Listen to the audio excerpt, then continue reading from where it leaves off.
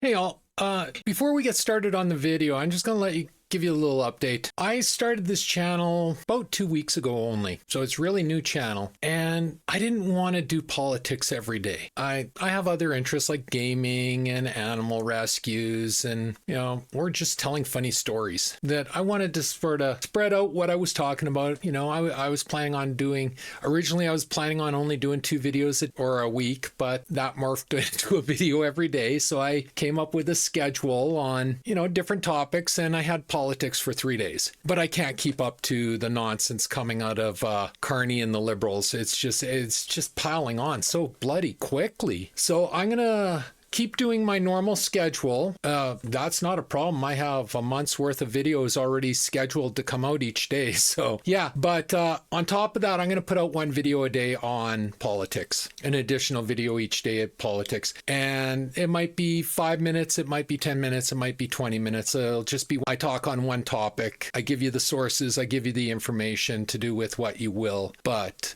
at least you'll have the sources, the information to do with what you will. So anyway, yeah, I just wanted to let everyone know that's what I'm planning on doing. So I will continue with my regular content, but I'm going to put out 1 extra video every day that's going to cover the nonsense going on in the Canadian politics. And yeah, so anyway, here is the first video. I hope you enjoy it. Welcome to the Onion Buns. So what are we going to call this today? Polls, polls, polls, and more polls. I think it's time we do a deep dive into the polling nonsense that's going on in Canada, because this has gotten a little bit ridiculous now. Before I get to that, if you like the content I'm making, please like, subscribe, and share. I'm trying to grow the channel, and liking, subscribing, and sharing is the easiest way to grow the channel. It takes 2 seconds, and it would be immense help to me. So thank you in advance for your participation in this. All right, let's get into this polling nonsense. So we are seeing a wide variety of polls, and it's really gotten to be ridiculous, and it's really disingenuous, honestly. So I got an article here that I want to show you.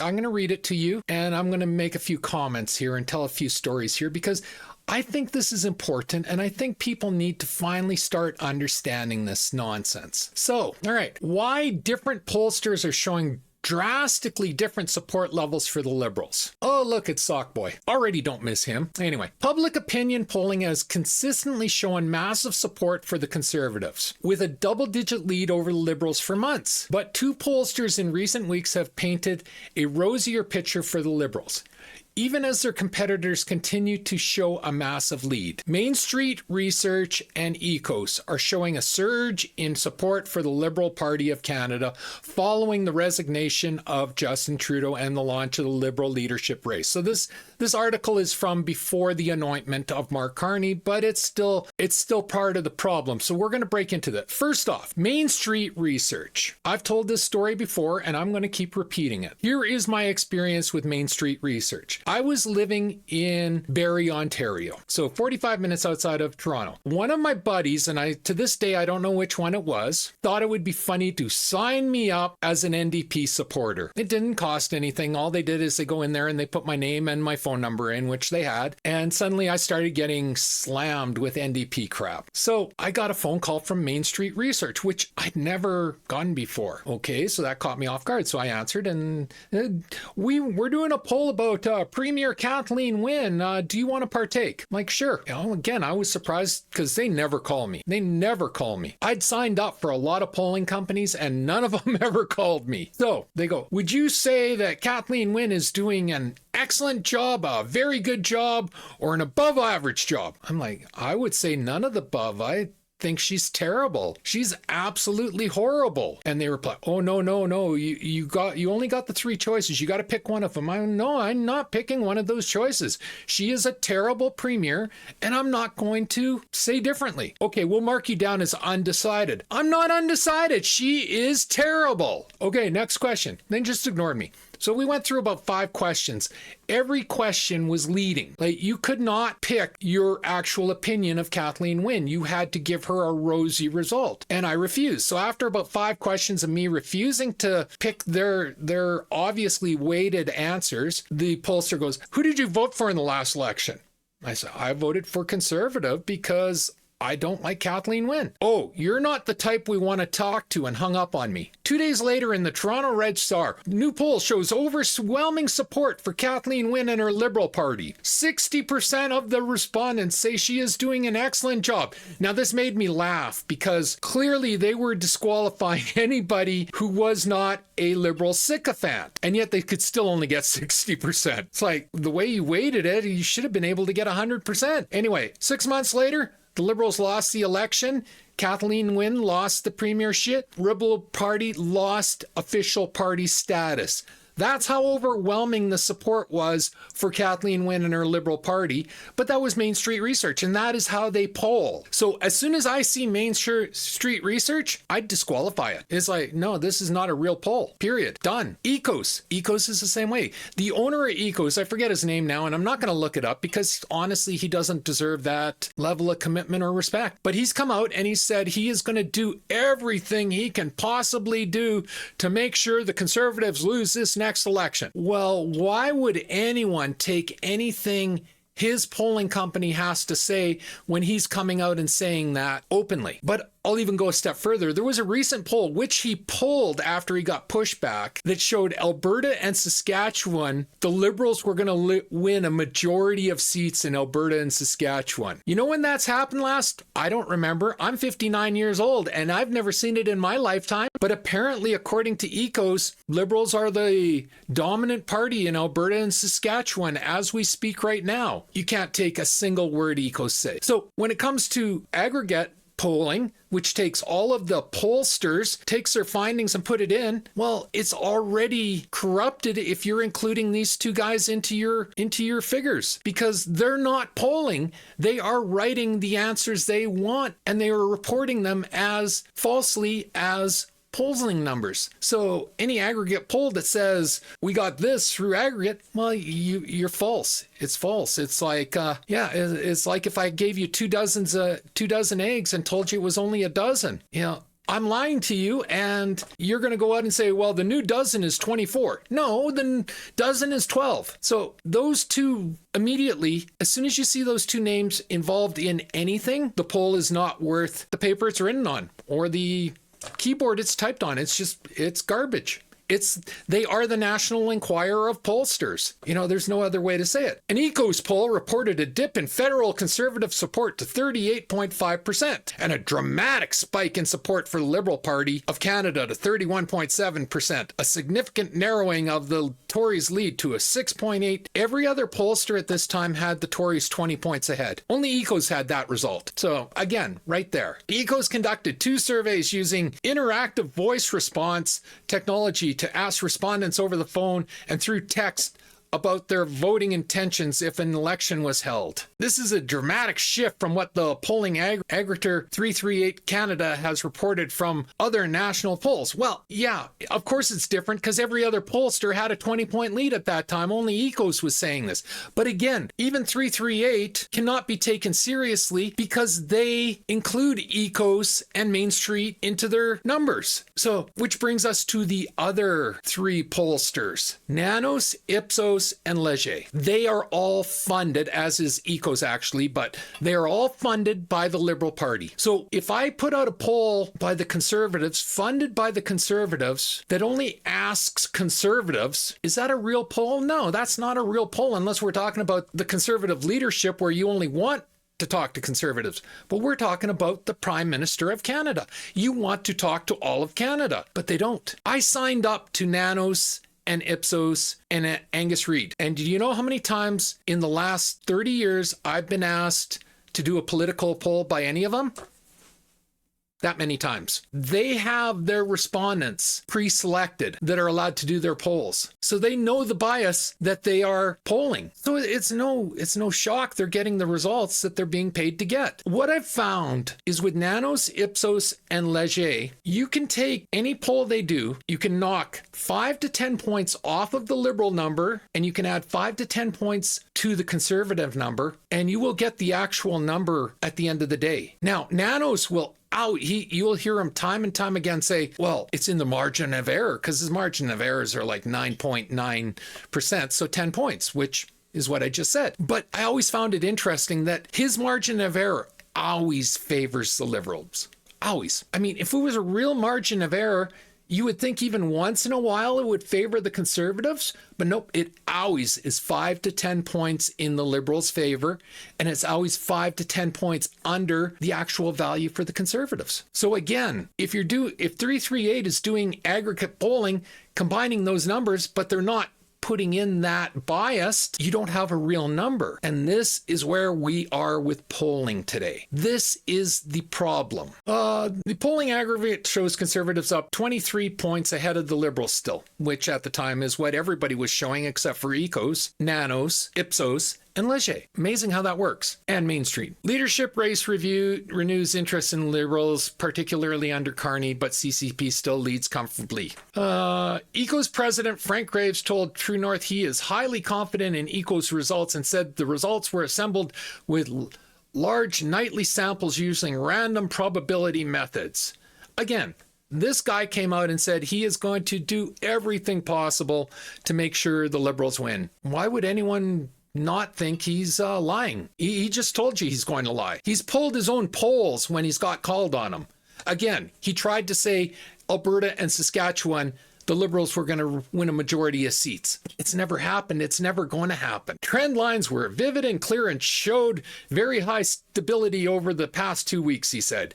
Graves thinks the apparent discrepancy comes from other polls selecting earlier field dates, saying options could have changed based on Trump's inauguration, threatening tariffs and hopeful change in leadership. We, for example, had a CPC lead of 25 points only a month ago, which was pretty consistent with the moving average of other pollsters at the time. Okay, so he's saying a month ago he had these numbers, which I got to admit, I never saw from him.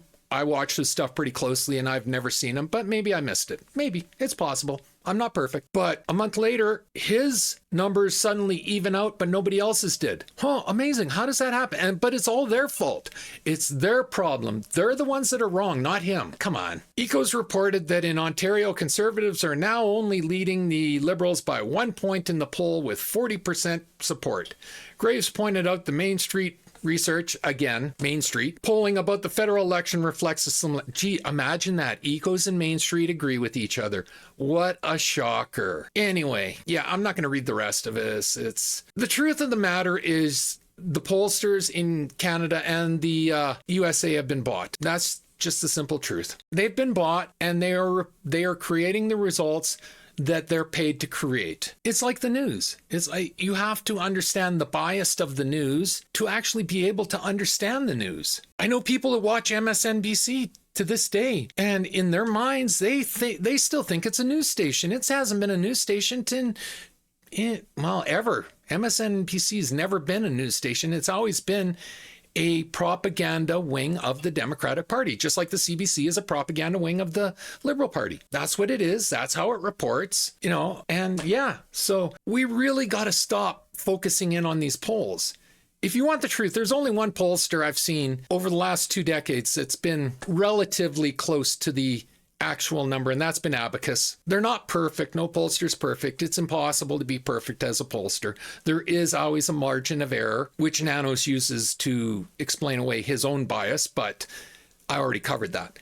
But Abacus, if you look over the past, they've been closest to the actual results. So I tend to believe Abacus over all the rest. But for me, personally, it's more about what I see. Let's look at the Liberal leadership candidacy or campaign. On the night of the Liberal leadership, when Carney was anointed leader, only 150,000 Liberal voters voted. A record low. Record low. That's how interested Liberal voters are in voting for Carney. 150,000. We're talking NDP type number, or not NDP, sorry, Green type numbers. It's like, that's not a good thing. And then on the same night that he was anointed, where he had 200 people at the big Liberal leadership campaign, Poilievre was down the street 30 or 60 minutes away, so very close, and he had 2,500 people show up for his rally. 200?